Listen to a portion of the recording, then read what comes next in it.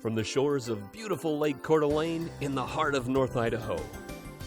Local, regional, national, and international guests discuss their topics on our forum, the North Idaho College Public Forum,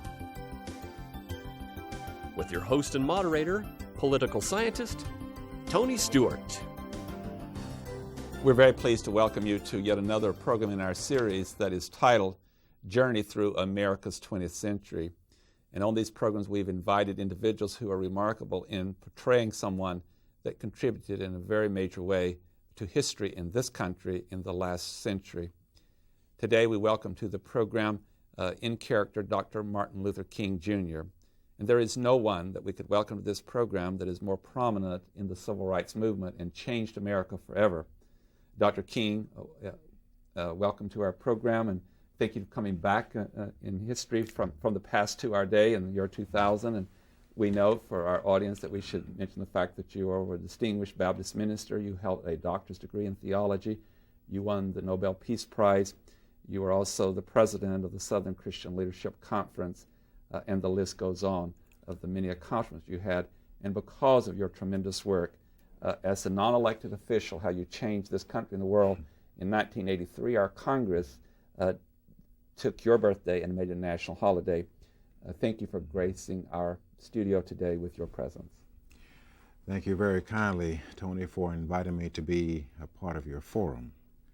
I look forward to this visit, and hopefully we'll be able to answer any questions that you might have.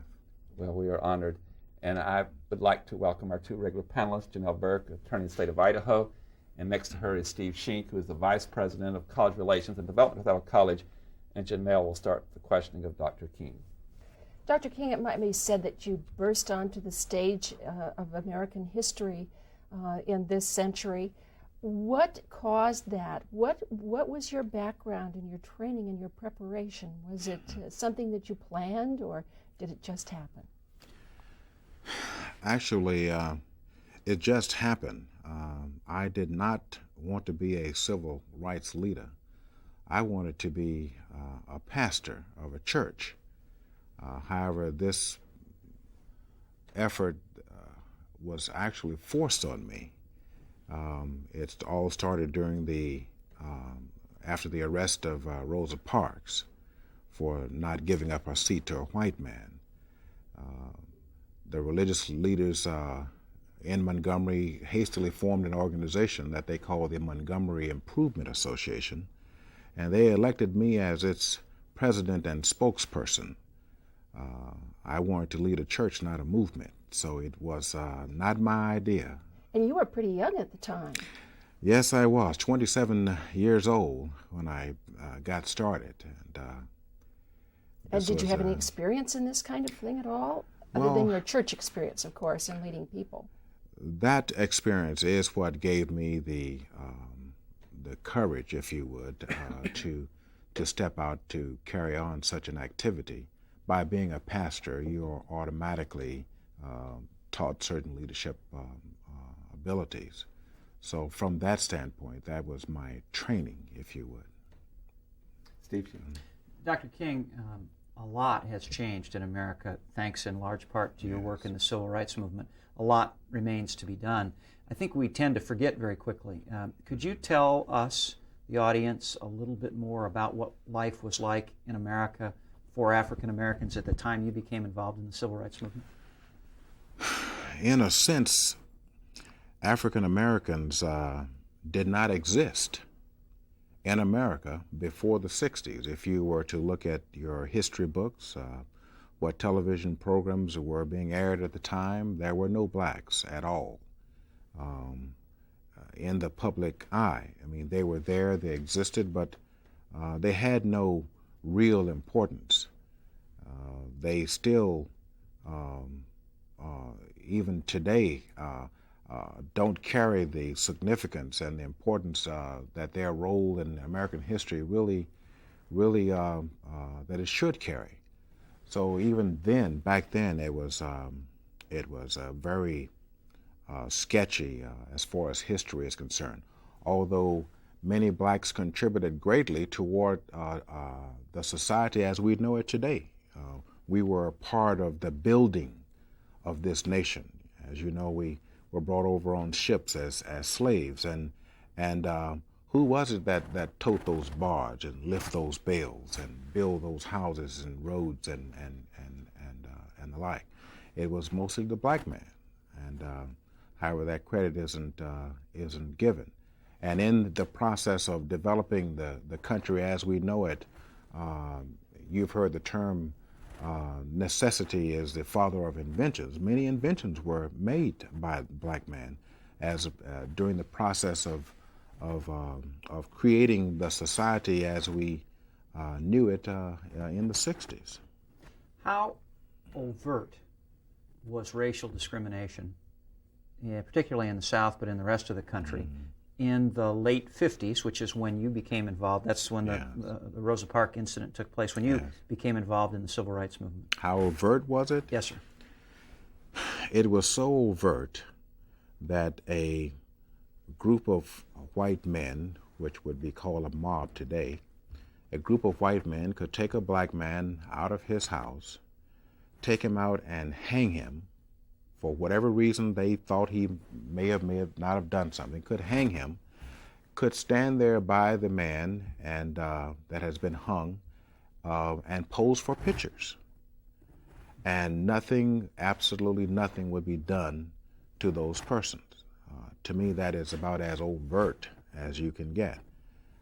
Needless to say, there were many other things that would happen to people, to blacks throughout the country, from being beat up, their property literally taken from them, their farms, their livelihoods, their homes, even their children. They were basically sold into servitude to someone else to perhaps pay off what might have been a debt that someone owed. And the debt could be as little as $10 or $20 or $100, but you work forever to pay that off. You've heard this the phrase, "I owe my soul to the company store." Well, the company store was owned by the slave master, the boss, and you work continuously to pay off your debt.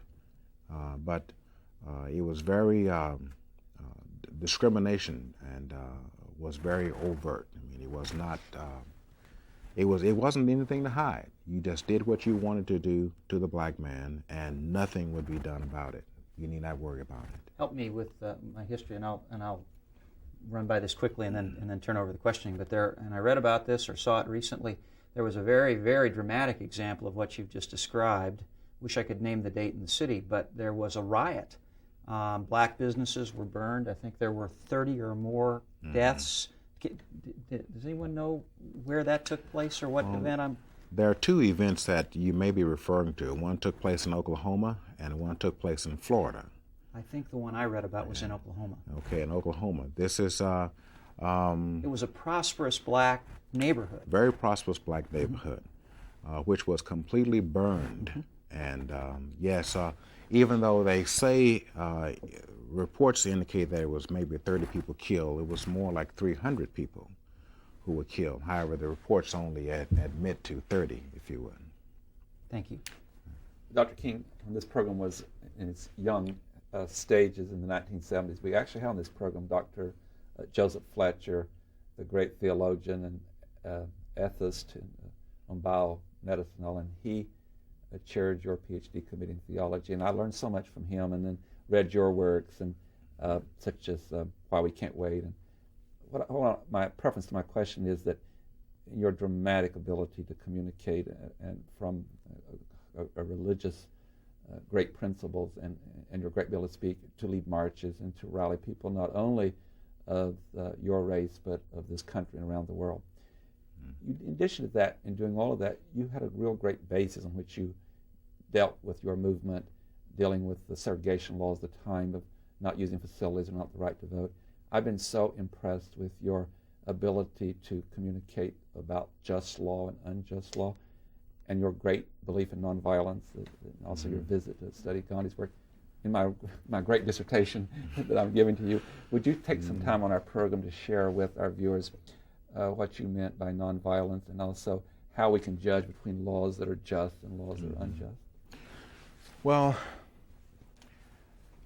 when a law is made by the majority, and that law benefits the majority, and it unjustly imposes rules and things against another group of people, those laws are considered to be unjust laws. I'll give an example. Let's think about the Montgomery bus boycott. In that situation, the buses, the first 10 rows were reserved for whites. The second 10 rows were reserved for blacks. And that policy held true even if the entire bus route was through a black community. Blacks often found themselves standing beside empty seats during rush hour. Why could not a black sit in one of those empty seats? That is what we call an unjust law. And it is my philosophy that it is okay to break the unjust law by sitting in the seat. We're actually breaking the law when we do that. But that is an unjust law. There are many other unjust laws. They were referred to as the Jim Crow laws. And by taking a nonviolent approach to those laws, it was our feeling that we are only doing what is right to change those unjust laws. And also, Dr. King, in your eloquent writings, you talked about obviously those unjust laws of segregation and not being able to go into a lunch counter and eat and so forth were human-made laws. But with your great religious background and also philosophy, you had a remarkable education. Well, you got your bachelor's at age 19, I believe. Yes, from Morehouse. You are a brilliant man. You were appealing to a higher law. Were you influenced by the concept of natural law? I know you, God's law really is what you're talking about. Would you just elaborate a little bit upon why you felt a moral obligation to disobey human law that was in violation of God's law? I think you just summed it up by saying it is a violation of God's law. But not only that, our own Constitution said that all men are created equal. And all men meant black men as well as white men. And our own Constitution gave us the right to boycott and to picket and to break these unjust laws. So it was a given. And there was a point there, and your movement just so brought to the conscious American people, the courts were ignoring the Constitution in favor of these laws, statutes which are inferior to the, I'm thinking of the 14th Amendment and equal protection. So. And a lot of the laws that we demonstrated against, even the changes that we wanted were, if you looked at what we were asking for, these were things that we really shouldn't have had to ask for. Why should we have to ask for the right to vote when the Constitution gave us the right to vote? Why should we have to demonstrate to be able to go into public places when the Constitution allowed us as free men to go into these places? So it was an unjust law, and we found it and we felt it necessary to, and as far as we were concerned, we weren't breaking the law to go into these places and to demonstrate and to boycott, to get these man-made laws changed. I'll go on the panel. I can't take all the time. It's so great to have you here, but I hear you saying obviously it was violating the Constitution, which is higher than any statute. And then in addition to that, God's law too would be in harmony with the Constitution. Yes. Janelle Burke. There are so many questions that one would like to ask you, but there were a number of different strategies is not exactly the right word, but there were a number of different ways that you went about attacking these things. What were some of those ways? The marches, for example. Right. We would use whatever tactics were that we found to be effective. We even use children, grade school and high school children, which actually was one of the most effective things that we did when we did the demonstrations. When the American public saw powerful fire hoses turned on these children, knocking them off of their feet, when they saw the dogs biting them, the conscience of America moved to our side. So we would use whatever tactic we thought was best to illuminate the concern that we had at that time. Sit-ins were sometimes used, boycotts were sometimes used, marches were used. We would march up to the doorstep of the courthouse and just pray. And we weren't trying to riot or tear up something or burn something.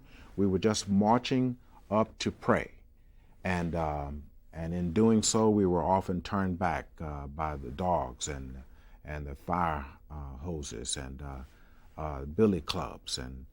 And what we did, we just tried to prey on the conscience of America to get them to realize that there is a higher law, not these laws that are made of man, that we want to try to ascend to.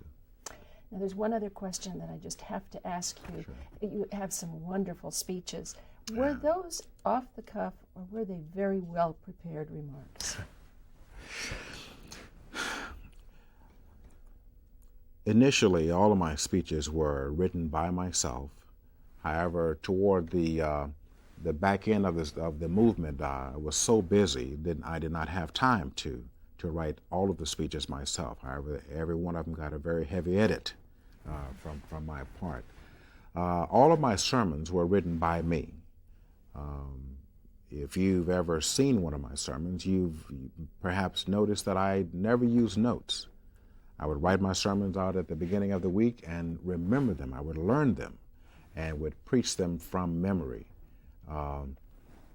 often changing some of the texts and references. So yes, a lot of it was done off the cuff, and since the speeches and sermons were done from memory, it sometimes appeared that a lot of my comments were perhaps off the cuff, but that was just the way I did it, and I found that to be very effective. Steve Sheen. Dr. King, Janelle used the word strategy and then backed away from it. That's a word I was going to use and stay with. Civil disobedience has a time-honored tradition in America. It dates back to colonial times. And nonviolent protest has many historical roots as well. Did you consciously borrow from any of those previous protesters or make things up as you went along? Yes. Consciously studied the activity of Gandhi, and that then became the strategy that we used to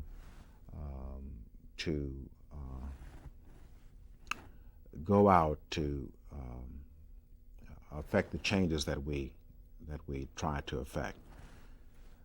It was a very conscious effort, and as history shows, it was a very effective effort. So we saw no reason to change it. Throughout the program, you have used the term we. Now, you are clearly the preeminent leader of the civil rights movement in America. Who else ought to be remembered? Who else did you work with and was important to the movement? If you were to fly from Spokane to Washington, D.C. And land safely, you would talk about the pilot did a great job. However, most planes can't take off unless they get serviced by a ground crew. And but not only that, there's any number of other units throughout the flight that make sure this plane lands safely on the other side of the country. And that same thing held true with the civil rights movement. Yes, I might have been referred to as the pilot, but there was a ground crew. Many hundreds and thousands of people who worked diligently in the movement to make sure that things were done. People who will remain nameless over the years. Of course, there are people who garnered the spotlight. You might, Jesse Jackson played a very large role. Andy Young, who went on to do many other wonderful things. There were then people that you may not think of in the civil rights movement. Robert Kennedy, for example, John Kennedy. Those people who did things behind the scenes. Many telephone calls were made late at night to people, to the Attorney General and others throughout the country, to be sure that someone who had been arrested was not, something didn't happen to them. Not that any man, black or white, today would ever want to be arrested, but that was the last thing that a black man wanted to happen to him during that time. You see, if a black man was arrested, the next day he was found dead. You know why? Because he tried to escape. At least that's what they said. He tried to escape. And if he wasn't killed trying to escape, he was beaten brutally. Or they would find him hung in his cell the next morning because he committed suicide, they say. So when our people were arrested, we did everything we could to make sure that as many people throughout the justice system knew that we had a man in jail or there was a group in jail, so that if anything happened to them, then questions at least could be asked of the right people. Why did this happen to this particular person? Where are they now? Because people would disappear. It was very common to just disappear after being arrested. So we let many people know. So there are many people, hundreds and thousands of people from throughout the country, north, south, black and white, who were a part of the movement. There were many whites who supported the movement. Many whites supported the movement. They supported it financially, they supported it in spirit, and but you don't hear about them, you don't read about them. They didn't want their names in the spotlight for many reasons, but they were very supportive. We couldn't have done the things that we did if it was not for the support from the white community, the financial support that we got from the many groups and individuals and organizations to carry out our program and our protest. I've got to just make one quick comment, and it goes back to our earlier question, that event that we talked about in Oklahoma. I'm remembering more about it as we go along. Not one person was arrested, not one person was prosecuted, and I think there was plenty of evidence that many of those who took part were actually law enforcement personnel. Yes. Most of the activities that took place during the 60s, especially in the South, had the support of the law enforcement. You couldn't do those things without the support of the sheriff's office. The sheriff was often out front in the movement. And sometimes, you almost have to give the sheriff credit. He a lot of the time kept a lid on things because things actually could have been worse. So he did try to control some things, but he would always let them do something, because you don't get that group of men together all riled up and they do nothing this particular night. So let them burn down a church, or let them burn down a house, or let them beat up at least one black man, So, but nothing was done about that. I mean, look how long Della Beckwith got away with what he did. I mean, this is normal. You talk about jury nullification. That was standard. No white man has ever been convicted for rape in the South in the last 100 years of a black woman. And we know that has happened I don't know how many times. Thank you. Dr. King, public policy had to change, and I don't think there's anyone, you're very modest and you give lots of other people credit, and I understand it takes a large group of people working together, but you really were the catalyst of it all, you were the center. And with the Supreme Court decision prior to your movement in 1954, the Brown case, but then the incredible important legislation, the Civil Rights Act of 1964 and the Voting Rights Act of 65, to bring that all to a focus was your Great March from Washington, D.C. in 1963. And this is probably an unreasonable question to do in such a short period of time, but of all the things that happened, what one policy do you think has been the most help, or is there just one? Both those laws were so crucial. What gave you the greatest hope that the change was coming through not only the grassroots movement, but with public policy? It would have to be. It really isn't the civil rights law per se, because those things did not put food in anyone's mouth. The civil rights law didn't.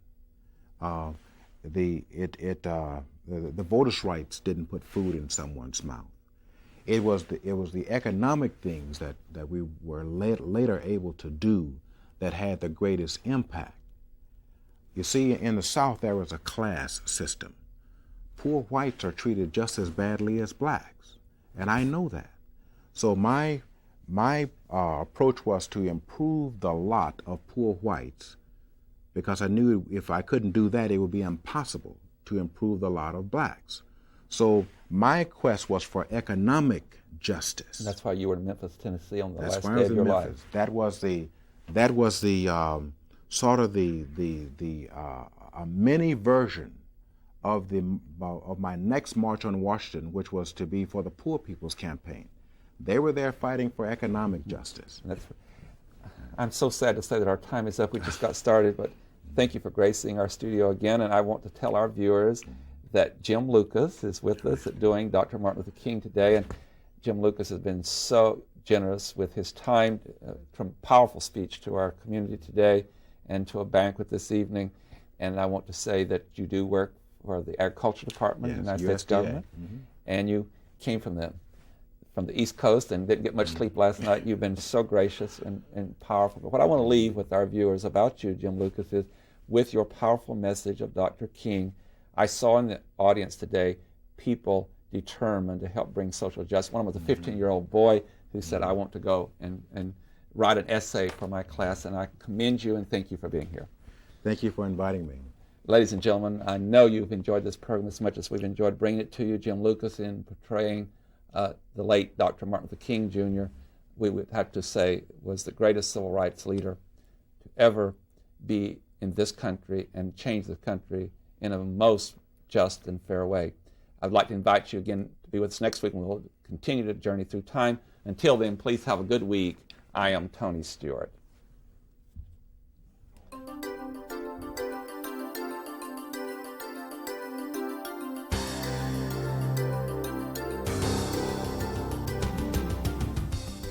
North Idaho College Public Forum is the longest-running public television show of its type in North America and is seen in 7 states and 2 Canadian provinces. Each episode is pre-recorded live and is an educational community outreach from North Idaho College. Please join us again at this same time next week for another new edition of North Idaho College Public Forum on this public television station.